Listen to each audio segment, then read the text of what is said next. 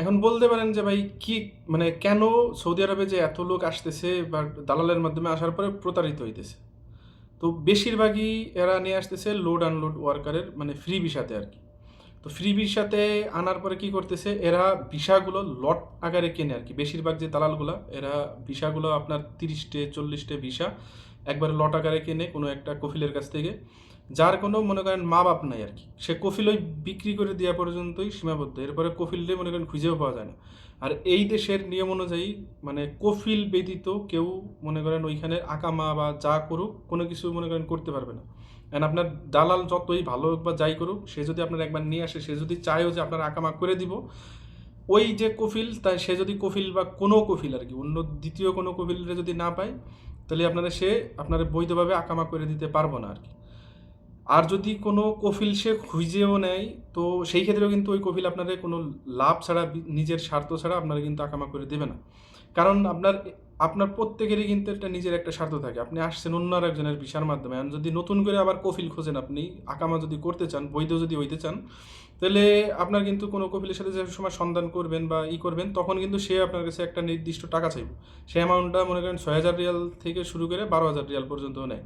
মানে আপনি এইখানে আসার পরে আবার প্রায় মনে করেন আবার নতুন করে প্রায় যদি বৈধ হতে চান আবার ৩,০০,০০০ ৩,৫০,০০০ রিয়ালের মতন খরচ করবেন।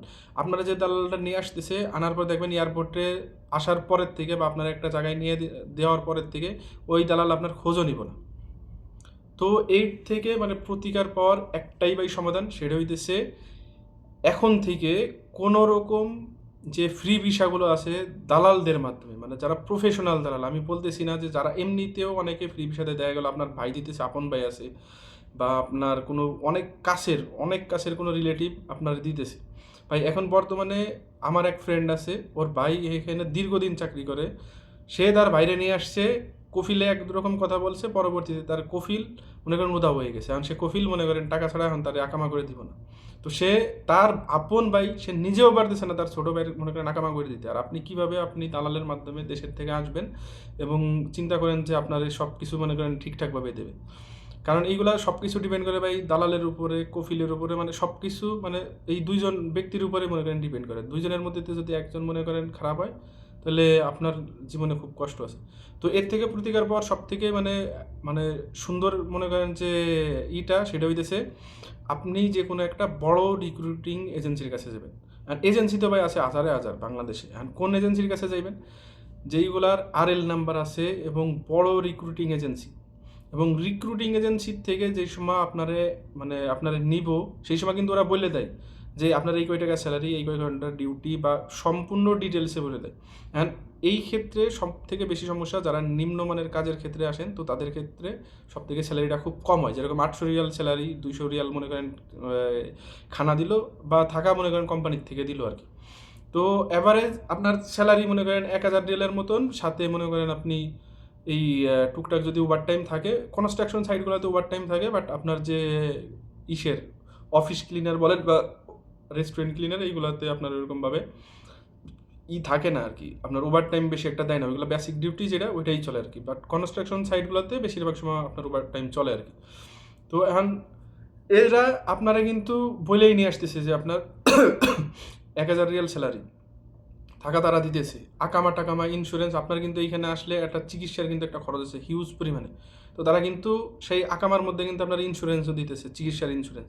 আপনার যে আকামার একটা মাসিক যে একটা খরচ সেটাও কিন্তু তারাই দিতেছে আর কি। তো যাবতীয় আপনার কোনো টেনশন নেওয়ার কারণ নাই। স্যালারিটা কম হইলেও এরা কিন্তু আপনার মানে একটা ভালো একটা জব দিতেছে। বাট আপনি যখন একটা দালালের মাধ্যমে শুনে আসতেছেন যে ১৫০০ রিয়াল স্যালারি, ২,০০০ রিয়াল স্যালারি, তখন কিন্তু আপনি চাকরিও আসলে আনার পরে দিতে পারবে কিনা এটাও নিয়ে মনে করেন অনেকটা কনফিউশন আছে। এখন আপনি যদি বেশি লোভ কইরা মনে করেন মানে বড় কিছু খাইতে যেয়ে মনে করেন দেখা গেল খাইতেই পারলেন না, পরে হেনে আইনে আপনি দেখা গেল আপনি এরপরে ৮০০ রিয়ালের চাকরিও পাইলেন না, এরপরে আবার আকামা করতে যাবেন তখন আপনার টাকা লাগবে। এখন আপনিই বলেন কোন জিনিসটা মনে করেন আপনার জন্য সঠিক হইব?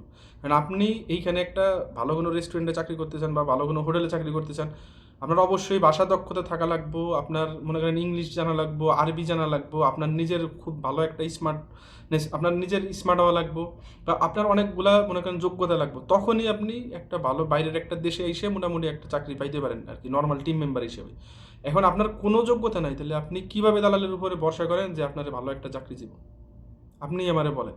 তো আমি এই জন্যই বলি সবসময় ভাই, কম খরচে আপনি যদি ডাইরেক্ট কোনো দালাল ছাড়া যদি নিজে কোনো রিক্রুটিং এজেন্সির কাছে যান, আপনি যদি বলেন যে রিক্রুটিং এজেন্সি কেমনে পাবো, আপনি নেটে সার্চ দেন, ইউটিউবে সার্চ দেন, আপনি অ্যাভেলেবেল মনে করেন রিক্রুটিং যে এজেন্সিগুলো পেয়ে যাবেন। মনে করেন এই যে গ্রিনল্যান্ড আছে, ইস্ট ওয়েস্ট আছে, এরপরে যে TGAL নামে রাকিব ভাই মাঝে মাঝে ভিডিও বানায়, এরকম আছে। এরকম মনে করেন না হইলে 100-র উপরে রিক্রুটিং এজেন্সি আছে, যারা আপনার সৌদি আরবে বিভিন্ন প্রতিষ্ঠান, সরকারি বেসরকারি প্রতিষ্ঠানগুলোতে আপনার লোক পাঠাইতেছে আর কি, তাও কম খরচে। খরচ কেমন?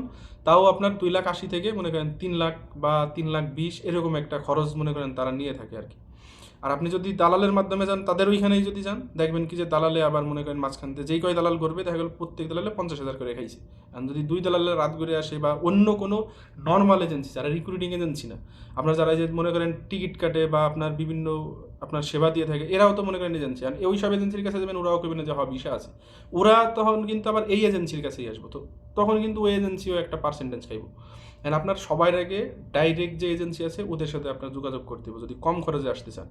এবং যেই সময় আপনার ডেলিগেট ইন্টারভিউ দিবেন, ইন্টারভিউ দেওয়ার পরে অবশ্যই তারা আপনারে কন্ট্যাক্ট পেপার আপনারা দিয়ে দিব। এবং সব থেকে গুরুত্বপূর্ণ হইতেছে কন্ট্যাক্ট পেপার।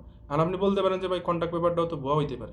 ভাই ভুয়া আপনার হইতে পারে, সে যদি দেয়, আপনি যদি ওই কন্ট্যাক্ট পেপারটা অ্যাটাস্টেশন করে নিয়ে আসতে পারেন সৌদি আরবের থেকে, আপনার যে কোম্পানির নামে ভিসা ইস্যু হইব এবং ওই কন্ট্যাক্ট পেপার এবং ওই ভিসা যদি একই কোম্পানির নামে হয়, তখন তো আপনি বুঝতে পারবেন। এবং তখন যদি আপনি এখানে আসার পরে যদি দেখেন যে আপনার সাথে উল্টাপাল্টা করতেছে, আপনি অবশ্যই ওই কন্ট্যাক্ট পেপার যদি অ্যাটাস্টেড করা থাকে আপনার, আপনি ওই অনুযায়ী অ্যাকশন নিতে পারবেন। আপনার শ্রম আইন যে মন্ত্রণালয় আছে এইখানে, এই সৌদি আরবে, এইখানে এসে আপনি অ্যাকশন নিতে পারবেন।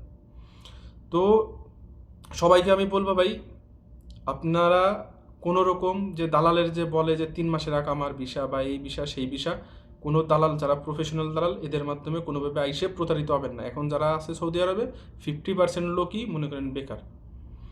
আপনার যদি বিশ্বাস না হয় ভাই, আশেপাশে যারা সৌদি আরবে আসতেছে রিসেন্টলি আর কি, আগের কথা বাদ, আগে যারা আসছেও তখন ভাই অনেক কাজ ছিল, অনেক অনেক প্রজেক্ট চলছে, তাদের নিয়ে গেছে। বাট বর্তমানে যারা আসছে ভাই, এখন ভালো কাজ, যারা কাজ জানে তাদের জন্য অনেক কাজ আছে। বাট যারা ক্লিনার বা যারা কাজ জানে না, এই লোকের মানে এই ধরনের মানে লোকের পরিমাণ হিউজ পরিমাণে বেড়ে গেছে। যার কারণে এখন সব জায়গাতে ভাই আর ক্লিনারের লোক লাগে না, আপনার তো বড় ইঞ্জিনিয়ার লাগে, বড় সুপারভাইজার লাগে, বা আপনার ইলেকট্রিশিয়ান লাগে, প্লাম্বার লাগে, এইগুলো লাগে। এখন সবাই যদি ক্লিনারের কাজে আসে, ওইগুলো কাজ করবো কেরা? আর আপনার তো কাজ না জানা ছাড়া মনে করেন ওই সব কাজে দিবও না।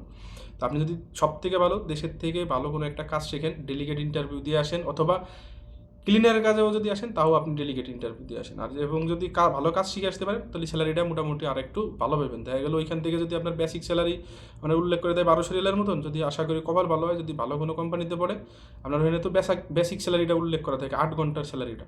তো যদি কপাল ভালো হয়, আল্লাহর রহমতে আপনি যদি ওভার টাইম থাকে, তাহলে আরও ওর থেকে ডাবলও ইনকাম করতে পারেন, কোনো সমস্যা নেই।